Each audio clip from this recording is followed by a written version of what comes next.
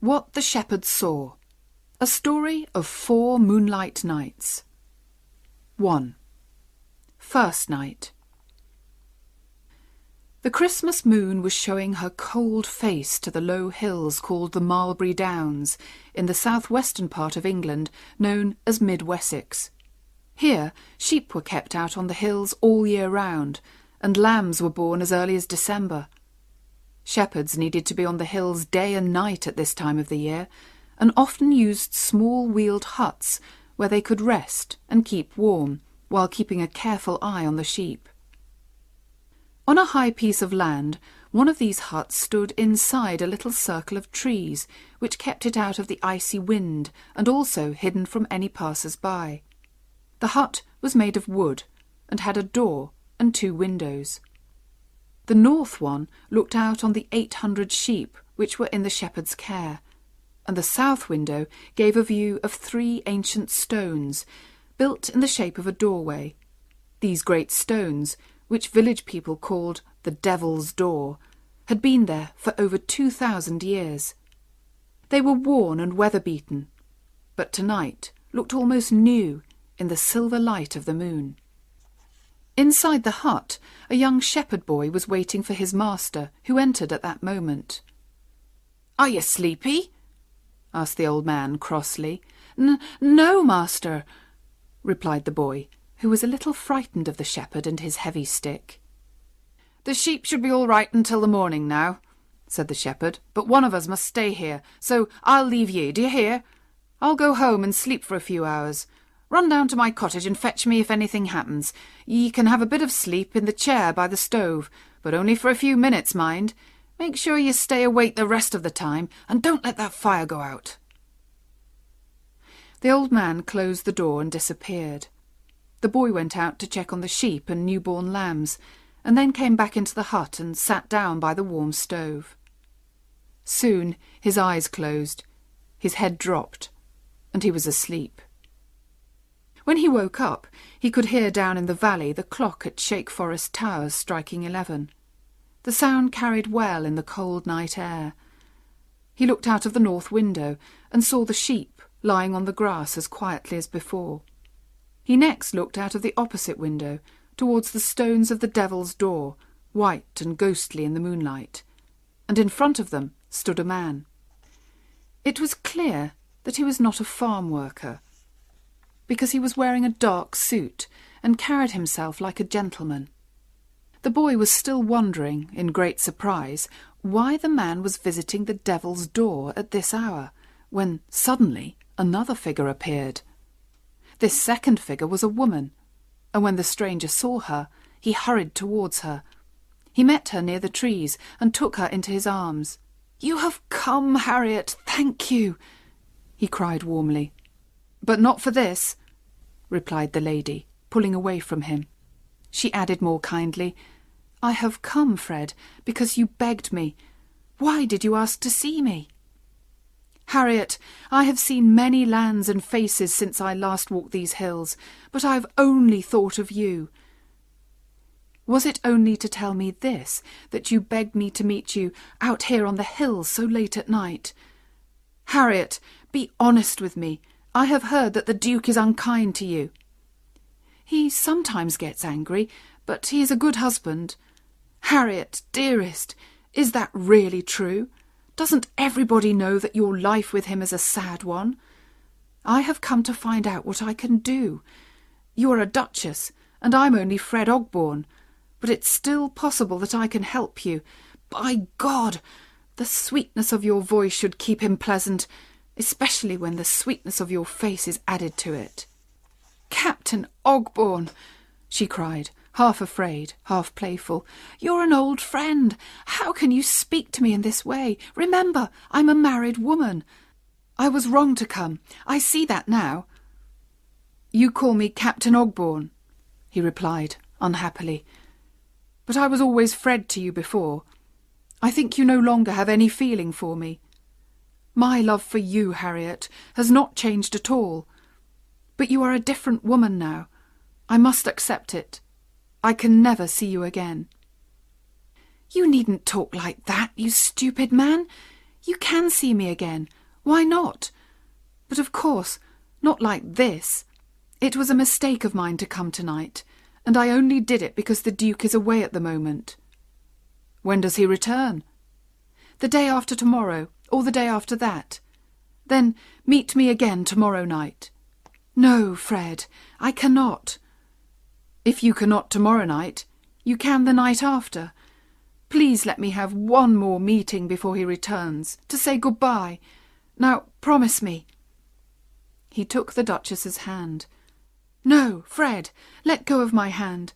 It's not kind of you to make me feel sorry for you, and then to keep me here like this. But see me once more. I have come 2,000 miles to see you." "Oh, I must not. People will talk. Don't ask it of me." "Then confess 2 things to me. That you did love me once, and that your husband is unkind to you often enough to make you think of the time when you loved me." "Yes, I confess them both," she answered quietly.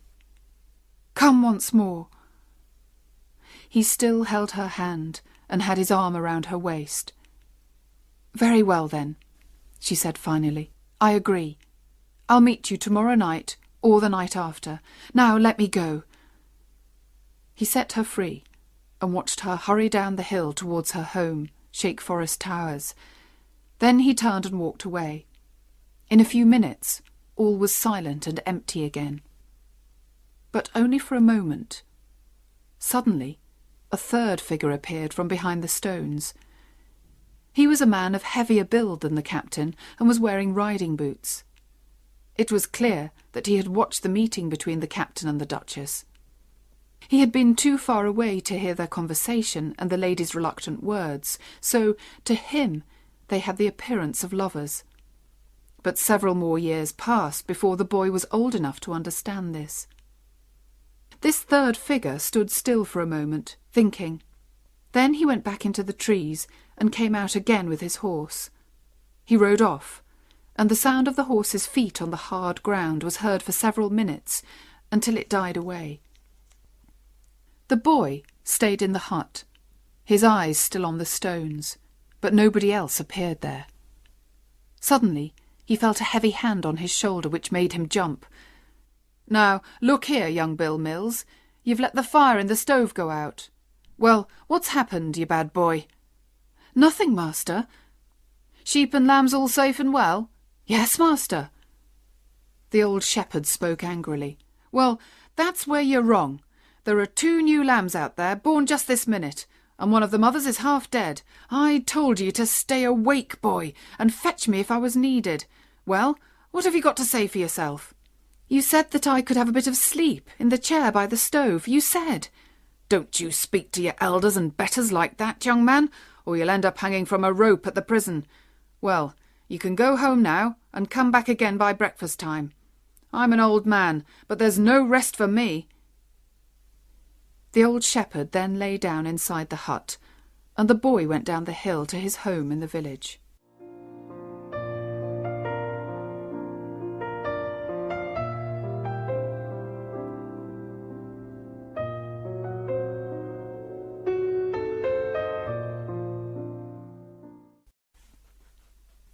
Two. Second night. The next evening the old shepherd left the boy alone in the hut again, with repeated orders to keep a careful eye on the sheep. But young Bill was only interested in the view from the south window. He watched and waited while the moonlight shone on the ancient stones, but neither the captain nor Duchess appeared. When he heard the Shake Forest Towers clock strike 11, he saw the 3rd figure appear. As the man came towards the hut, the moonlight shone full on his face, and the boy realised in horror that it was the Duke. All the villagers lived in fear of the Duke. He owned every farm and every house for miles around, and anybody who made him angry could lose their home and their job in a moment. The boy closed the stove and quickly hid himself in a corner of the hut. The Duke came close to the place where his wife and the captain had stood the night before. He looked around, perhaps for a hiding place. When he discovered the hut among the trees, he entered and stood at the south window, looking out at the Devil's Door. Only a minute or two later the captain arrived to wait for the Duchess, but a terrible surprise was waiting for him tonight, as well as for the frightened boy hidden in the hut. At the captain's appearance, the Duke became very angry. He opened the door of the hut and stepped out. "You have dishonoured her, and for that you shall die," he cried. In the hut, the boy left his hiding place and ran to the window. He could not see the two men, but he heard something falling on the grass, and then silence.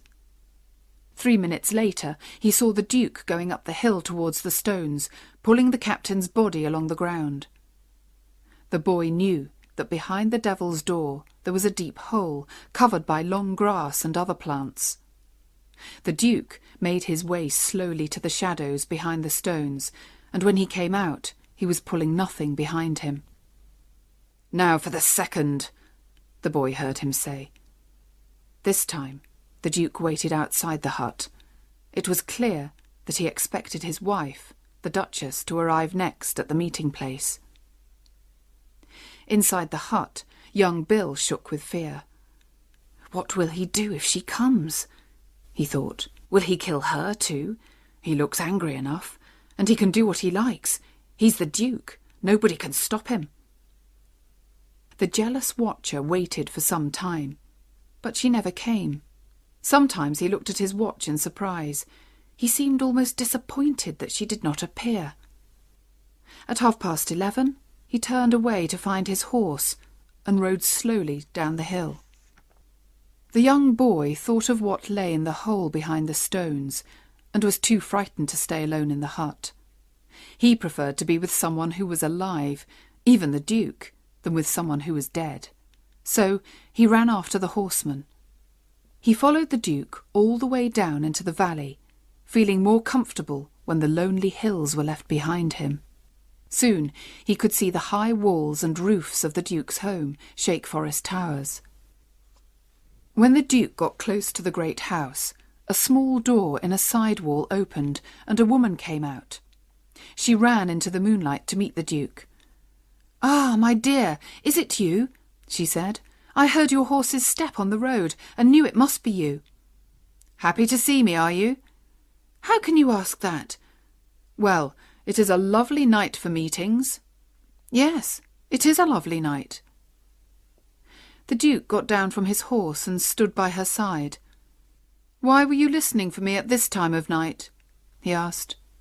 "There is a strange story which I must tell you at once. But why did you come a night sooner than you said? I am sorry, I really am," shaking her head playfully, "because I had ordered a special dinner for your arrival tomorrow, and now it won't be a surprise at all." The Duke did not look at his wife. "What is this strange story that you wish to tell me?" he asked quietly. "It is this.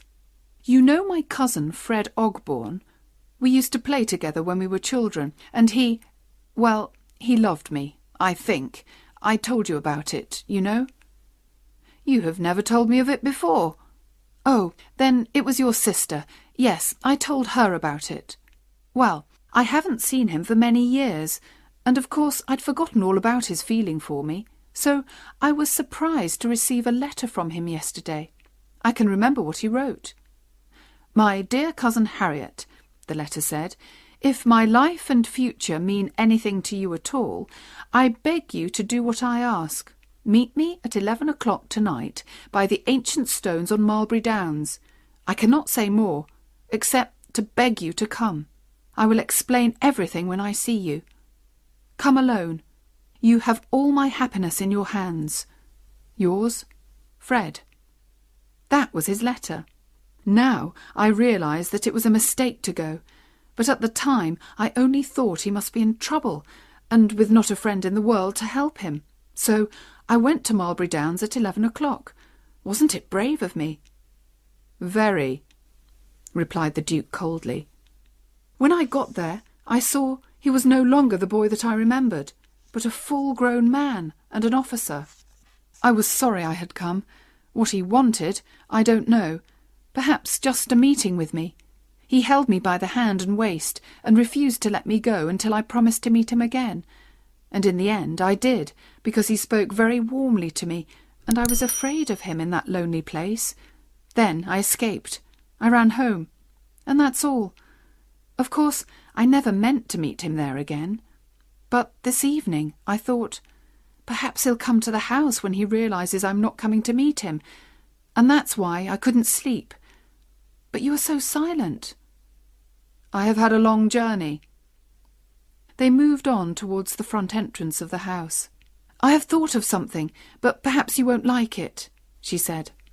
I think he will wait there again tomorrow night.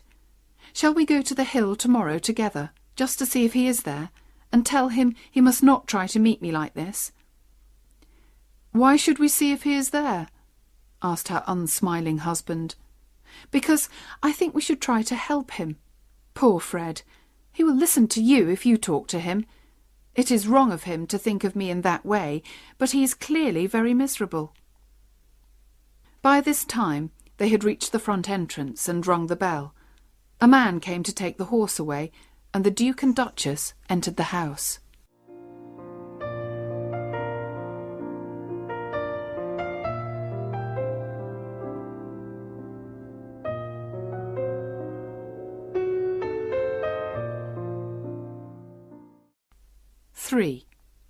Third night. The next night Bill Mills was left alone again to take care of the sheep. He tried bravely not to think of what lay behind the devil's door, but without much success. So he was almost pleased, as well as surprised, when the Duke and Duchess appeared near the hut at about 11 o'clock. He watched and listened through the little window in his hut. I tell you, he did not think it was worth coming again, the Duke said, reluctant to walk further. He is not here, so turn around and come home. He doesn't seem to be here, it's true. Perhaps something has happened to him. Oh, poor Fred, I do hope he is all right. The Duke said quickly. Oh, he probably has some other meeting to go to. I don't think so. Or perhaps he has found it too far to come. Nor is that probable. Then perhaps he thought it was better not to come. Yes, perhaps. Or he may be here all the time, hiding behind the devil's door. Let's go and see, and surprise him. Oh, he's not there.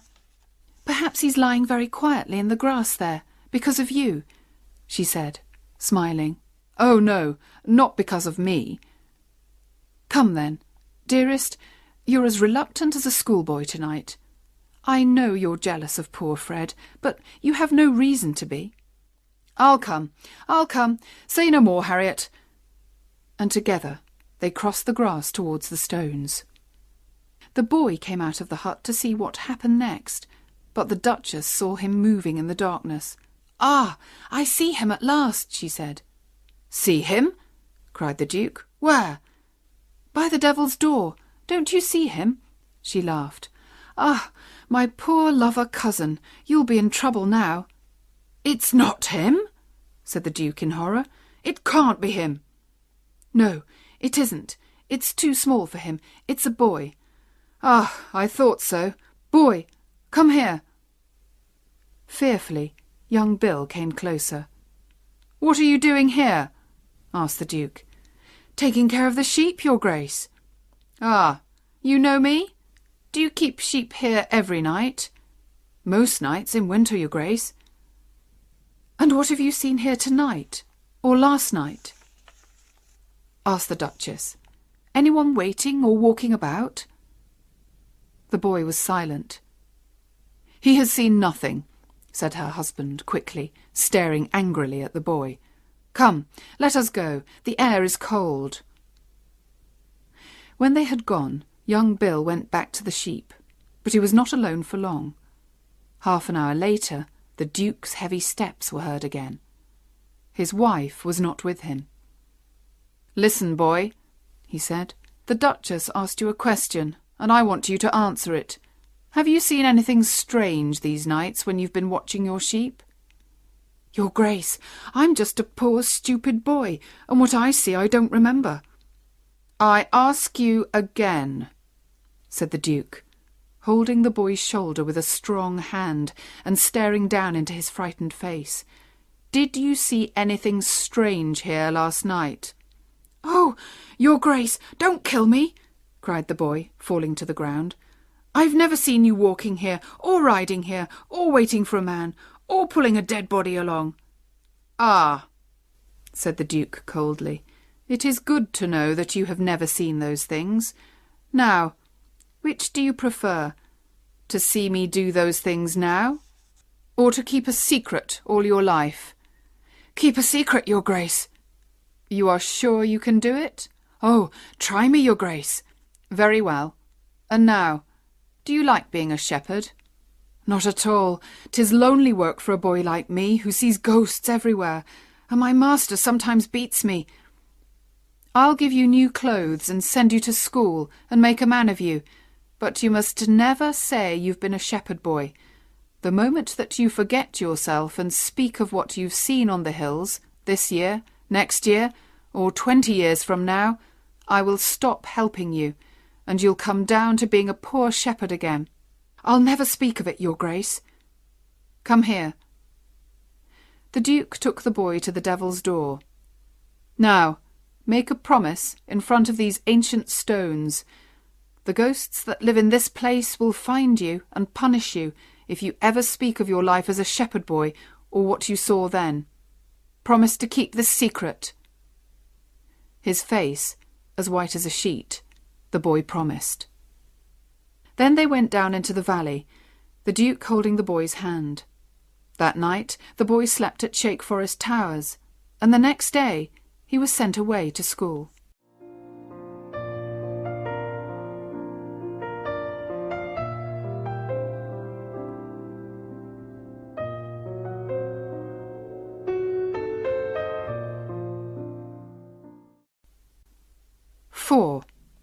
Fourth night. On a winter evening many years later, a well-dressed man of business sat in his office at Shake Forest Towers. He had come a long way from the shepherd boy that he once was, but he did not seem happy with his comfortable life. He appeared older than his age, and he looked about him restlessly. He stood up and left the office and went to a room in another part of the house, where he knocked and entered. The Duchess had been dead for some years, and the Duke was now a thin old man with white hair. "Oh, Mills," he said. "Sit down. What is it?" "Old times have come to life again, Your Grace." "Which old times are they?" "That Christmas week, 22 years ago, when the Duchess's cousin asked her to meet him on Mulberry Downs." "I saw the meeting, and I saw much more than that." "Do you remember a promise made by a shepherd boy?" "I do. That boy has kept the promise all his life." "Then I wish to hear no more about it." "Very well, but the secret may soon come out. Not from me, because I am grateful for what you've done for me."